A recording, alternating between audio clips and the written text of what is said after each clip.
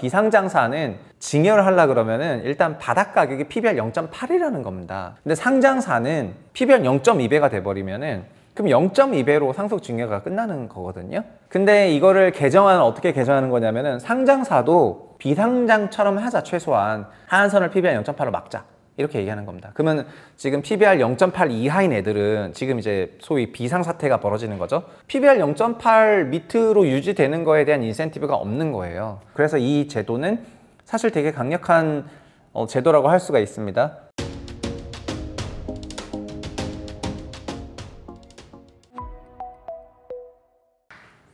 안녕하세요, 최부심입니다.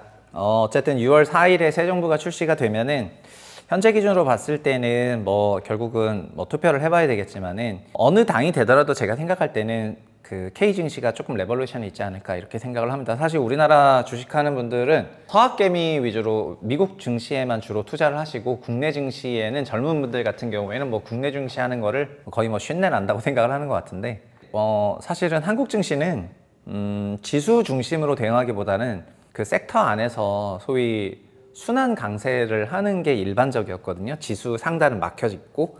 근데 이것이 근본적으로 이걸 뚫고 올라가는 것이 진짜 진정한 의미의 혁명인데 그러려면 몇 가지가 필요하겠죠. 그래서 오늘 그걸 좀 알아보려고 하겠습니다. 기본적으로 시작하는 거는 상속과 증여에 대한 건데요. 최대 주주의 꼼수를 막는 상증세법이 일단 발의가 됐습니다. 5월 11일 날에. 지금 보시면은 더민주에서 발행을 하는 거죠. 더민주에서 발의한 내용은 뭐냐면은 상속이라든가 증여라는 거는 요즘에 어쨌든 그 노령 인구가 많아지고 이들이 그 자녀나 손자녀들에게 상속과 증여를 하고 있는데 자녀에게 상속하는 거는 그냥 상속 증여고 그 세대를 생략해서 손자녀에게 상속할 때는 소위 세대 생략 상속 증여를 하거든요. 근데 이렇게 상속 증여할 때는 증여는 살아생전에 주는 게 증여고 상속은 돌아가시면 주는 게 상속이기 때문에 사실은 증여가 생전에 의식이 있을 때 하는 거라 가지고 증여가 굉장히 중요한 것입니다. 요즘 상속세 낮춰라 이런 얘기를 하고 있는데 어쨌든 상속은 돌아가시면 하는 거기 때문에 그 상증세 중에서 증여를 상담하러 오시는 경우에도 증여 상담은 하는데 상속 상담은 이제 기분이 나쁘죠. 자기 죽어야지 그게 되는 거니까. 그래서 증여가 일단 굉장히 중요한 겁니다. 첫 번째, 근데 증여든 상속이든 시장 가격, 즉 시가라는 게 시장 가격을 기준으로 증여 상속을 하는데 상장 주식이라는 거는 근본적으로 시장 가격이 항상 있는 거잖아요. 그래서 상장 주식은 반대로 시장 가격이 항상 있는 건데 시장 가격을 수단과 방법을 가리지 않고 누를 수만 있다면은 상장된 주식의 상속 증여 기준이 낮아지게 되는 거죠. 10,000원짜리 주식을 제가 5,000원으로 만들 수만 있다면 실적 쇼크를 만들든 똥탕을 부리든 뭘 하든 만들어낼 수만 있다면은 이제 누르는 거거든요. 그래서 보통 평소에는 괜찮다가 상속 증여를 해야 되는 그런 시기가 된다고 생각하면은 그때부터 주가를 눌러야 되는 인센티브가 최대 주주들에게는 작동을 하게 되어 있습니다. 이 인센티브가 작동하는 것 때문에 주가를 누르더라도 이거를 지금 방지하는 수단이 없었어요.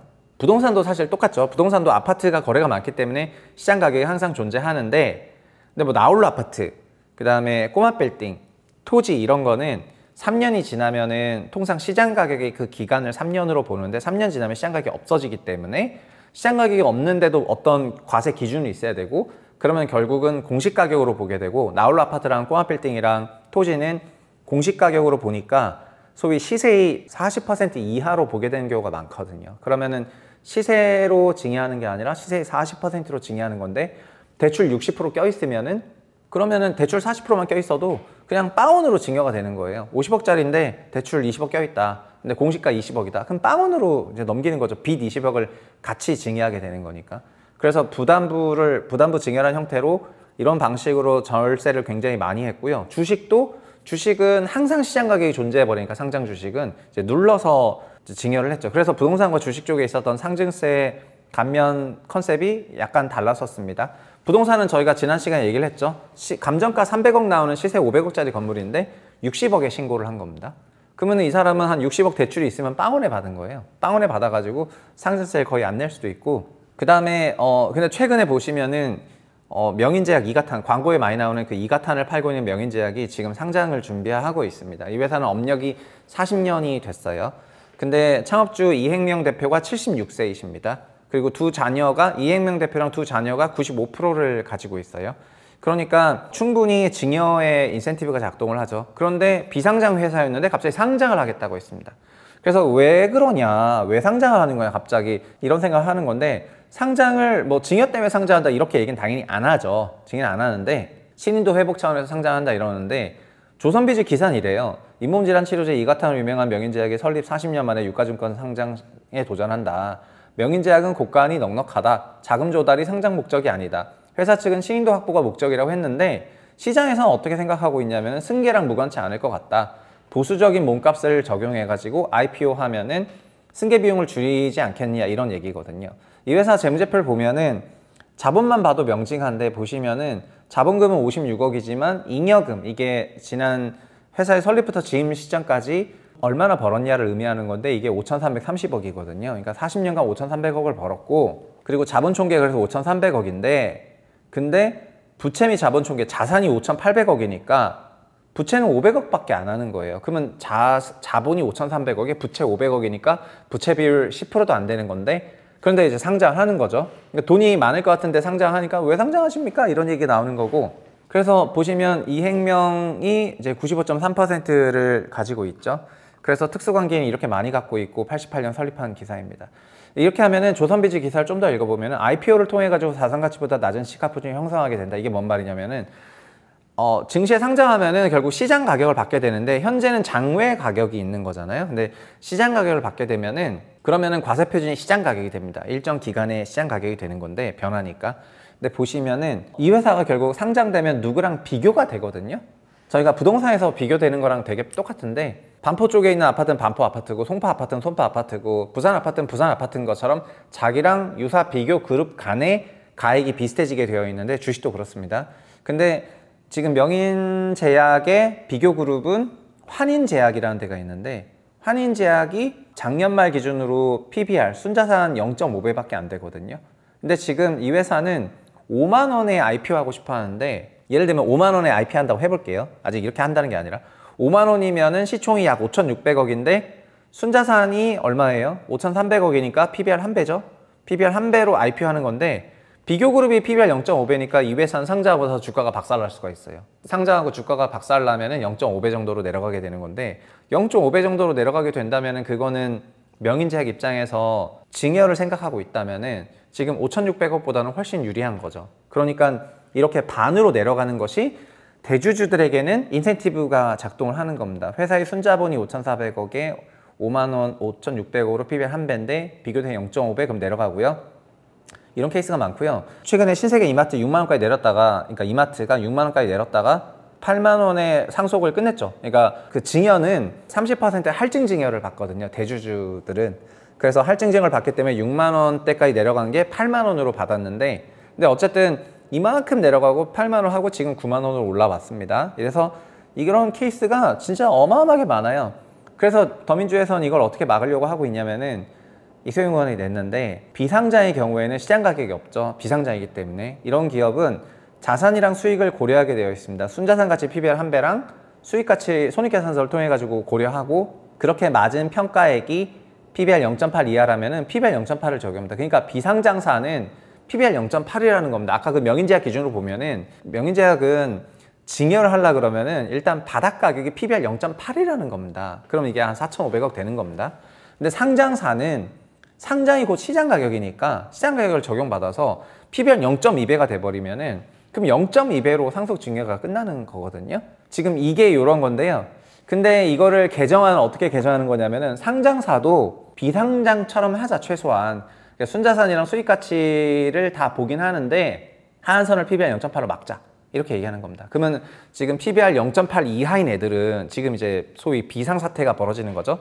PBR 0.8 이하에서 자녀에게 상속 증여를 할 수 있는 시장 가격을 갖고 있는 기업들은 이 상증세법 개정안이 시행되게 되면은 PBR 0.8 밑으로 유지되는 거에 대한 인센티브가 없는 거예요.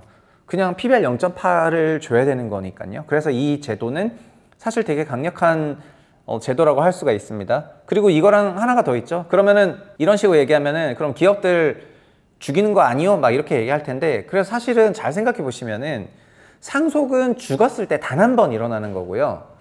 증여는 살아생전에 일어나는 거거든요. 그러면 평소에 증여를 하면 되잖아요. 근데 평소에 증여를 하는데 이런 증여를 할 때마다 이런 기준을 적용해야 되는 게 되게 까다롭기 때문에 보통 그래서 어떻게 증여를 하냐면은 현금을 좀 주고 그다음에 현금 증여를 한 다음에 그걸로 주식을 사게 한 다음에 그 다음에는 주식의 배당을 형태로 증여를 하는 것이 일반적입니다. 그러니까 배당을 줘야 되는데 우리나라는 배당세제가 너무 높죠.